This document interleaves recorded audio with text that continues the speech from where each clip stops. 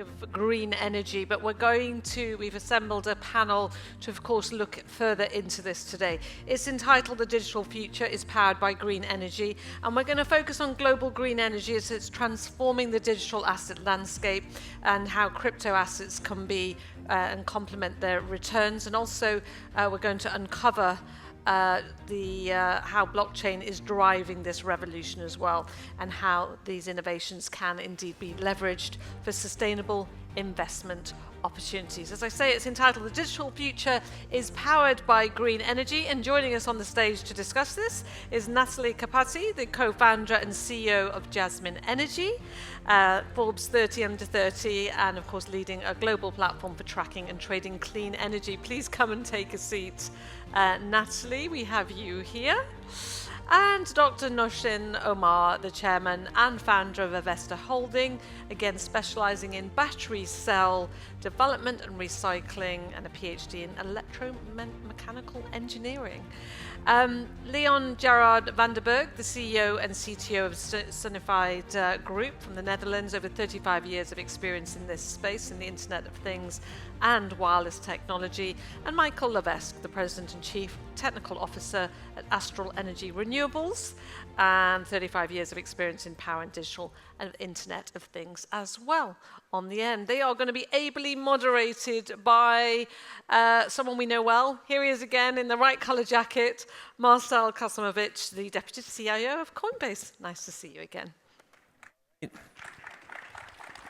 I'm just going to shift this. Let's see if I have the power so I can see when I'm giving these darted questions at the panelists. I need to be able to see them in the eyes.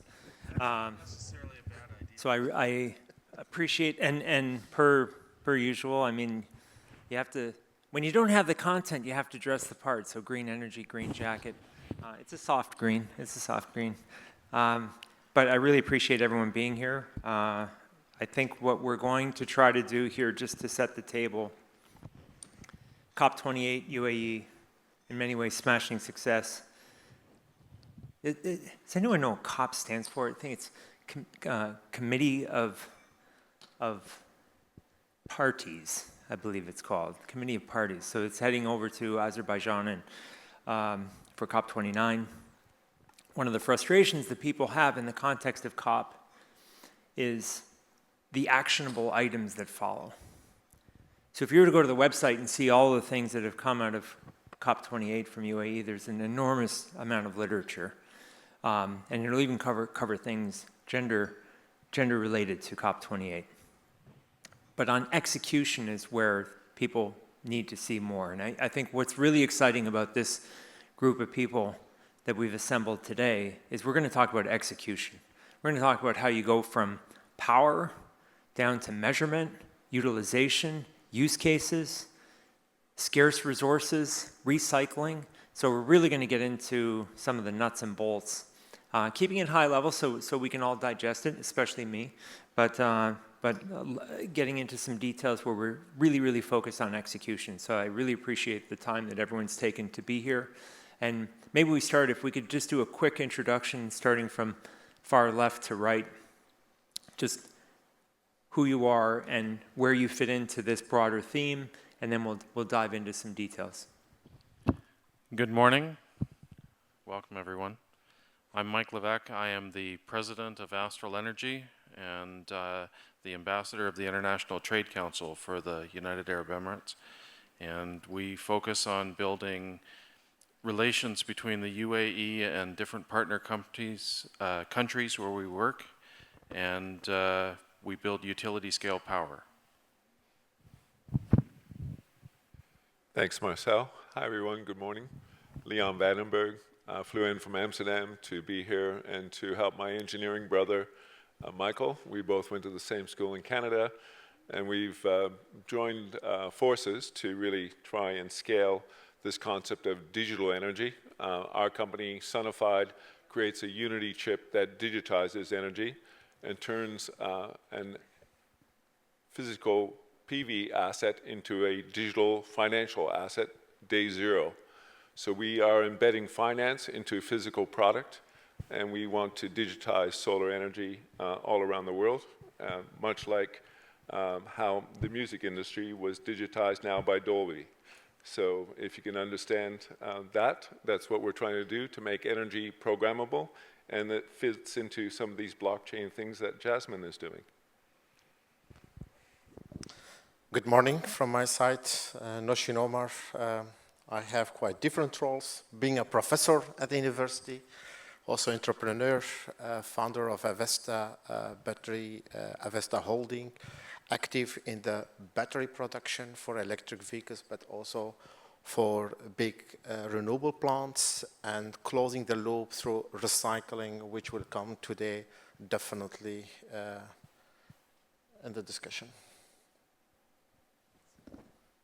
Hi, everyone. My name is Nathalie Kapadi. I'm the CEO and co-founder of Jasmine Energy. My company is solving the problem of energy ownership. It's clear that the grid is shifting from utility to distributed energy. So what we do is track and trade that energy and help give title and property to this new asset. So I want to start with, before I even start talking about this, as Marcel was asking, this is all about execution. How many of you have solar? Raise your hands. Awesome. How many of you claim you use solar energy? So now you have to go to those folks and tell them thank you because you have bought clean energy from them and you're able to demonstrate that you have clean energy in your operations. But how do you track and trade that is the problem we're solving. So a lot of that should be as easy as going peer-to-peer and buying and trading energy from those that are close to you. That does not happen today. There's a lot of processes in place. Registration takes days. Tracking and trading, depending on your grid, 0 days to never days. So what we want to do is make registration easy and tracking and trading simple. It's interesting. So then you think about the previous panels where they're talking about crypto or digital rails. These are the exact types of use cases that are going to come to the forefront. My colleague Sean Martinak, who's doing brilliant work in this area, he likens it to a duck in water. You see the duck on the top of the water, it's all calm, it's really enjoying itself. And underneath, there's just those legs are furiously racing to keep the duck moving. So those digital rails are far beyond Bitcoin, Ethereum, meme coins, although they're fun. There's a much deeper use case that I think we'll get to enjoy. Let's start at the beginning, power. So we obviously have enough energy around us. Harnessing it is the hardest part. Solar seems to be the power of choice in many ways. I look at the UAE 2050 plan; it features prominently. Tell us, Mike, how do you think about the future of power, harnessing that energy, solar, nuclear, your preferences, and is UAE a hub to a global spoke that emerges? We don't have enough power. There's many places on Earth that don't have a consistent day. And when we talk about power, there's always the question of how much does it cost? How do we deploy it? What are we going to do in order to make it consistent?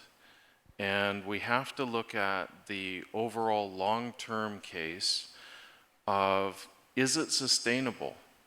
When we talk about sustainability and we talk about power and we talk about storage of power and batteries and talk about digitization and calculating carbon credits and being able to recover that as another revenue stream, we have to look at exactly what we're doing in order to create power.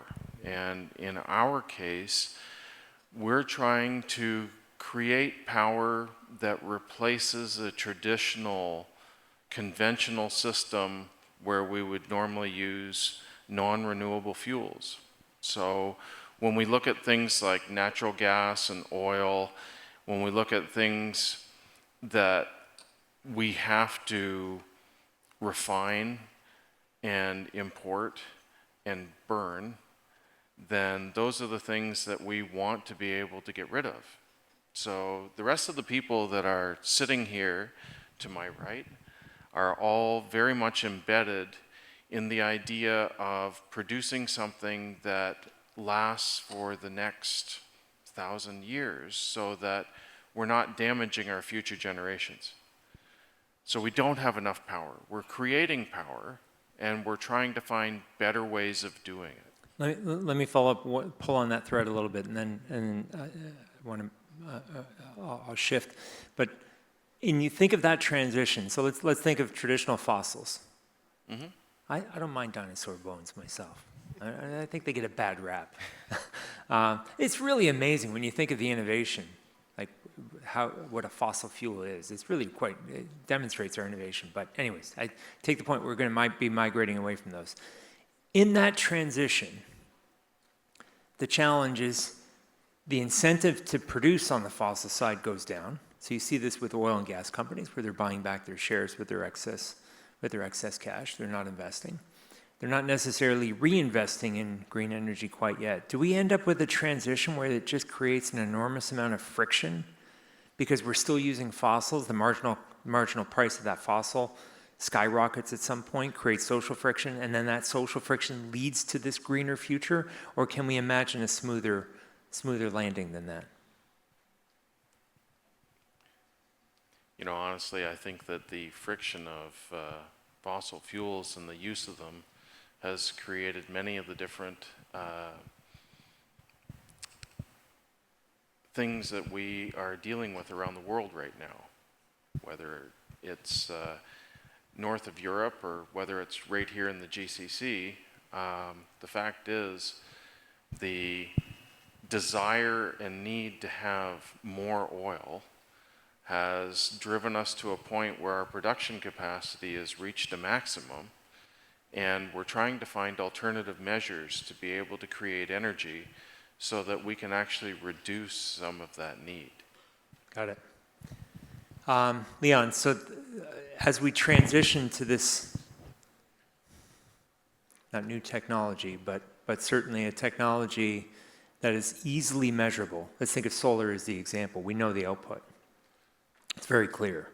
To the extent that we can digitize that measurement, how important is that to the proliferation of these new tools or green energy as a general matter? And I'd love to hear your thought on how quickly can we get people to adopt these types of measurement use cases in the context of digitalization. So with the dynamic around the world, shifting from fossil-driven grid to something that's renewables, you should look south to the southern hemisphere and Australia, in particular South Australia, which is disconnecting their last gas turbine, and their grid is going to be driven by solar, wind, and storage. So the energy grid was designed around having spinning inertia, some kind of synchrotron or generator that created that energy, and in fact that sine wave, that was your AC power that you plug into the wall. Right now in South Australia, they're doing this with synthetic inertia. So they have grid-forming inverters that are now being used to create a grid that can be sustained by total renewables. And in fact, the South Australian grid is going to go for 200% renewables and export both green energy to the other states and then green molecules, hydrogen, and they say they have contracts to the Port of Rotterdam and to Europe. So there's ways that if you see the same weather patterns that are available in the GCC region, they could be a green energy juggernaut. You can change the whole industry dynamic this way. We see, thanks Mike. You're welcome. There's always one in the room. Of course. So we see that being able to prove that the energy is green on the grid is being paramount. And our Unity chip provides little heartbeats of truth every 30 seconds coming from a solar panel, digitally stamping that energy as green. And by doing this metadata that follows the energy, you can start to steer the energy to its different load or storage sources. In fact, by doing this, we can make energy programmable energy, just like we talk about Web3 being programmable money. And by being able to steer electrons and give a green signal, then we can actually change people's behavior to consume green energy when it's on the grid and available. In Australia, we trade energy every 5 minutes and settle the energy every 5 minutes. And this marketplace design enables innovators to come in with batteries and provide a dynamic that is bidirectional on the grid. So you can trade and flow energy in both directions. The grid has been designed to be a push kind of technology from a centralized generator out to the edge. And with now a bidirectional grid and a distributed system, you need data in order to enable the grid to maintain and monitor its own requirements and its own demands and its own demand forecast. So with leaning into what is going to be a dynamic marketplace, each region will have its own dynamic operating envelope. This is how energy grids are designed now in Australia, and they have a very good mantle and future vision on how they're going to transition the energy grid of Australia, which is a very large continent with a very thin copper wire around the coast, for people to connect to. So we see a lot of decentralized standalone power grids happening as well, and batteries feature into all of that. We need solar plus storage, we overbuild, and then we program the demand curve and the utilization capacity curve with that. It's super interesting. So can I think of it as the energy is local, but the assets that it's spitting out, the data effectively, is global? Exactly. Okay, this is interesting. So this is a global unit of currency. Can I come right back? I just want to pull. I'm sorry. We'll be right there. I promise. Because I think it feeds in very beautifully to Nathalie, to the things you're focused on. So we have this. The data lives where? Can I ask that question? If anyone. So the data lives at the edge, and then it's centralized into a cloud and then blockchain infrastructure. Okay. So in our vision of the new data telemetry of the grid, it is a decentralized data fabric that allows, using the latest technologies, both wireless and encryption and the capabilities of edge compute, to allow this metadata that's necessary for guiding the electrons to be available. Great. So I almost think of that as a reserve asset of Correct. sorts. It's almost like a substitute away from the dollar. You end up with this new reserve asset. I'm making this up on the fly. I hope it makes sense. But if we think of this as an asset, then how do you think about the ownership of that asset? Is it decentralized in many ways? Obviously, we're talking about a very large grid use case in Leon's example. The question you asked the audience is, who has solar? Hands go up. How do you think about how this asset ends up entering our day-to-day lives? Oh, great question. So I'm an engineer first and an entrepreneur second, so an electrical engineer. And how I got into crypto, I wasn't a Bitcoin maxi. I didn't really focus on blockchain in my studies or in my work. But what I see the enablement of this technology is that the proof of work that Bitcoin has enabled miners to be able to be incentivized to do the work. So the proof of work is actually energy. And to me, I just think of this as a massive distributed network. And if we're going to transform the grid and we're going to replace oil, we have to act and trade like oil. We don't emit like oil, but we have to find liquidity for these assets. The investors in the room, if I didn't have a valuation, you would have never invested in me. Price discovery is critical for financing a lot of this new energy. And a lot of this price discovery doesn't happen because it's over the counter, it's voice brokered. So what we're doing is creating an ecosystem where all of that data is readily available for new participants.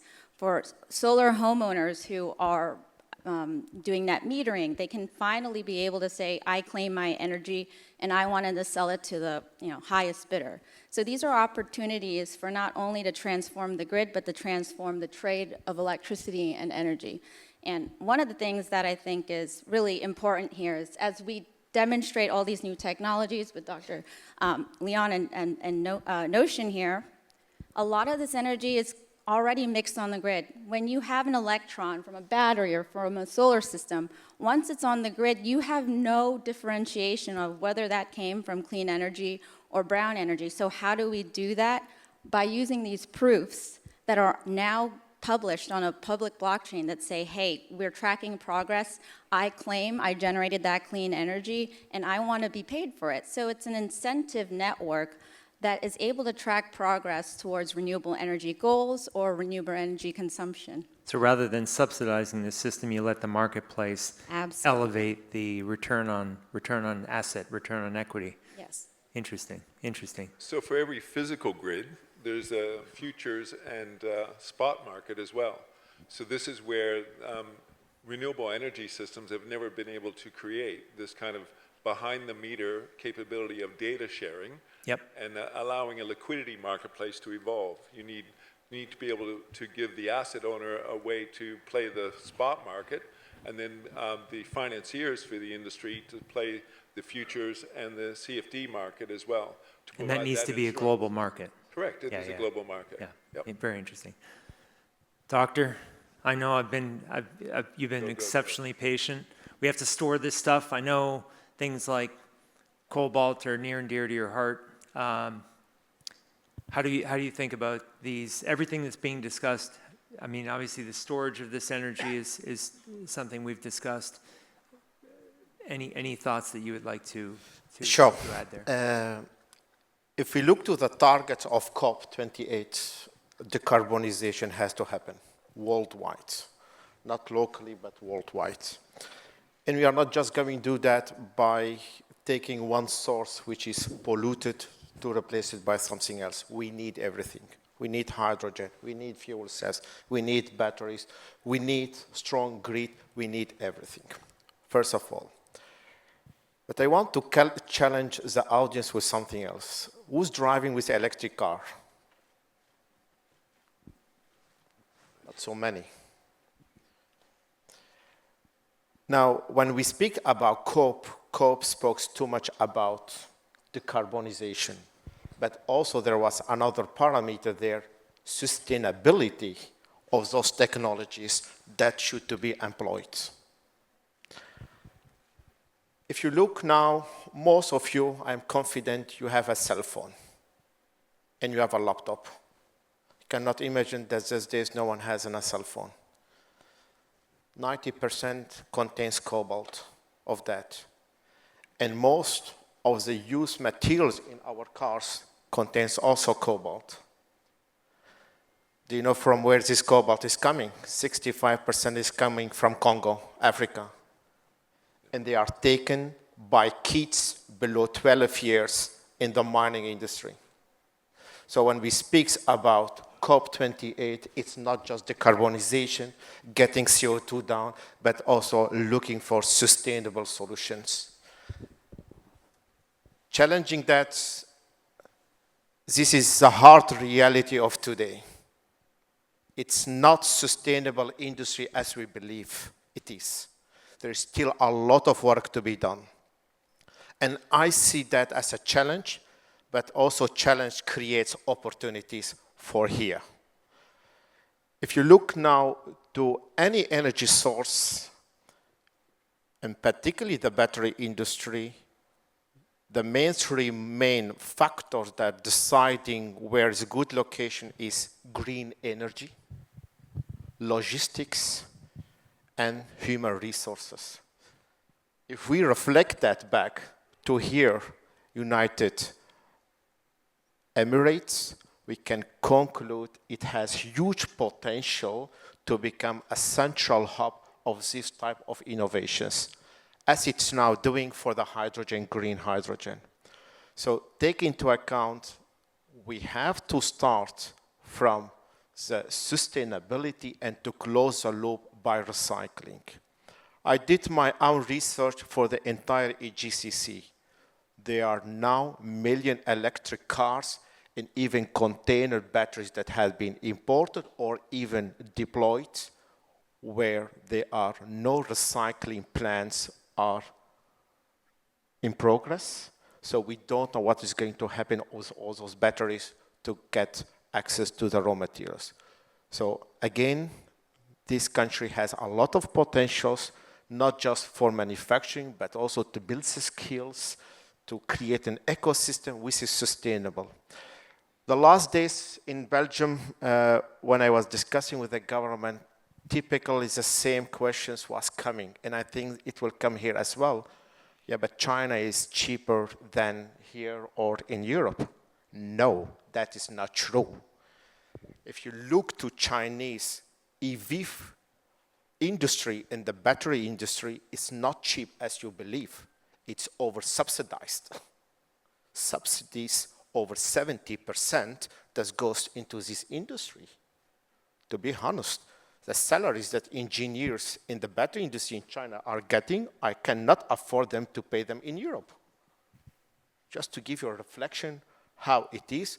So there is a lot of potential to create here a sustainable human ecosystem from A to Z, because this ecosystem not everywhere is sustainable as it is, as I show it here. And they have been indicated by reports, and they have been published everywhere. And that is also the responsibility of the financial institutions to finance projects which are sustainable, where through artificial intelligence and reports where the sustainability really can be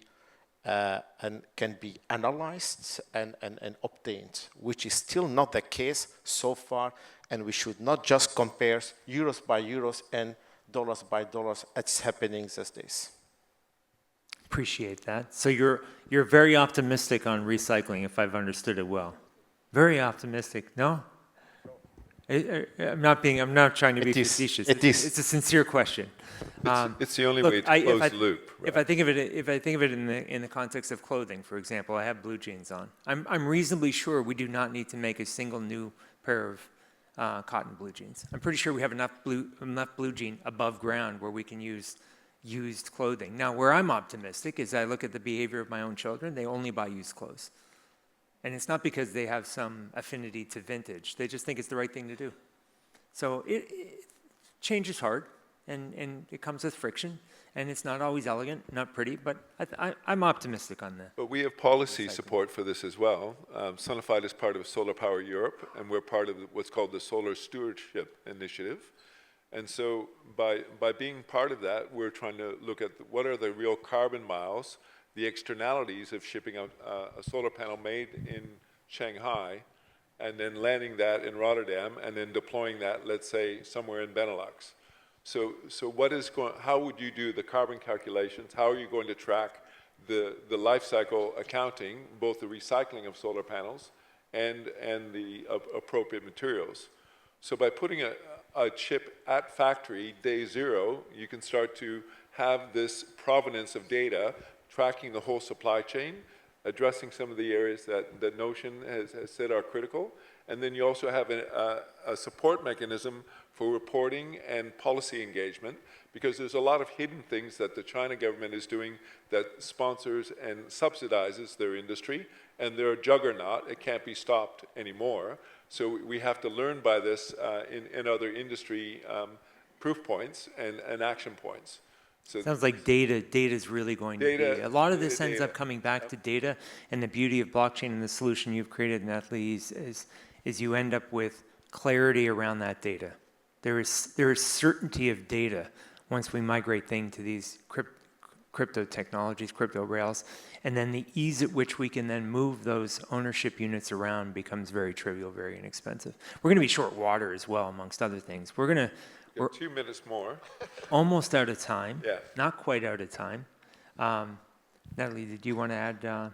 Yeah, I mean, I want to add why is this on blockchain is a question I get a lot. And why Web3? So if we can go back, Web 1, Web 2, Web 3, that's Web 1, read, Web 2, write, and Web 3, own. And I think we can take that same model and apply it to energy, where we want to own the energy that we're creating. And it's, again, we want to be able to credit back Leon, we want to be able to credit back Notion and Michael and this entire ecosystem that we've built together to be able to incentivize and really publish a price that investors can look at and say, hey, I want to invest in that ecosystem because there's a clear accountability, a clear audit trail. I know how much it's going to cost. I know the return, and these are ways that we're helping enable that trading mechanisms and being able to empower incentives for these ecosystems. And this is where market-based solutions are just lovely, because this is a global problem. Yeah. And the easiest way to cut across these global problems is through a common global marketplace. And you price it, please. But what we need, Marcel, is also clear and transparent and strict regulations, where we can transform the industry from importing industry to manufacturing and innovation industry. So actually, and point to the authorities here in Dubai, in Emirates as a country, by having a proper measures, by having proper actually regulations which are linked to the CO2 footprint, automatically you transform your industry from importing to manufacturing, and you create a lot of possibilities with innovation hubs and jobs creations and also skills creations as well. Yeah, So it comes that- up in the deglobalization. Absolutely. For sure. 10 seconds for questions. We can get a couple of questions in 10 seconds, no? I think just Let's one, see. but Just they one. can access Just you one. afterwards. Maybe two. Yes, we'll indulge you. Let's see. Thank you. I mean, I We've didn't just wear got a green lunch jacket for to nothing. get to. I know. One or We two have one? questions. Let's see. Yeah. Coming to a place like GITEX, we see such incredibly inspiring ideas that'll change the world. But we know at the end of the day, it's all about getting the people who have the ideas, who have the technologies, to connect with the right people. And it's all about collaboration globally. It's a global problem that we have. How do we filter those so the right people are able to actually identify those ideas that are so critical and need to be amplified? How do we achieve that kind of momentum? Anyone? I think the right people actually are the ones that show up and get the work done. Yeah, and I'd like to lean into Michael's answer, because it takes an ecosystem to deliver this complex solution. And we need to enable that ecosystem with the right regulation, as Notion has said. But in Dubai, they've actually done the property rights regulation. They've done the digital asset regulation. A millennial in Amsterdam, stuck in an apartment with no sun, can own a bit of solar here in the GCC as a property right and have that in their wallet and own that solar. So this is really important, because property rights allow the distribution of wealth and allow people a participation right on these wealth-generating assets. And solar is a wealth-generating asset. It shouldn't be just used by the industrial complex, right? It should be distributed and allowed for all. So that's where I see an ecosystem approach is the only way to solve these complex problems, but it can't be a COP talk fest. The do tank has to be done. Like, we have to get shit done. Please. May I leave you with one further thought? You know, Notion talked about a lot of the different things of the problems that we have with producing things today. What he didn't talk about is something that these guys actually make really interesting. We talked about utility scale solar, which is static. It stays in one spot. But with Notion, we have batteries that power cars and bikes and flying machines that we're going to see in Dubai shortly. And we now have the ability of actually measuring the energy that's used in all of these different mobility solutions and calculating the carbon footprint live, real time, and knowing exactly how we're changing our society and feeding it back into our leadership structure so that we have not just a closed loop system in technology, but a closed loop system for leadership, responsibility, accountability, and finance. Lovely. That's how it all works. Thank you, sir. Esteemed panelists, enjoy lunch. Thank you.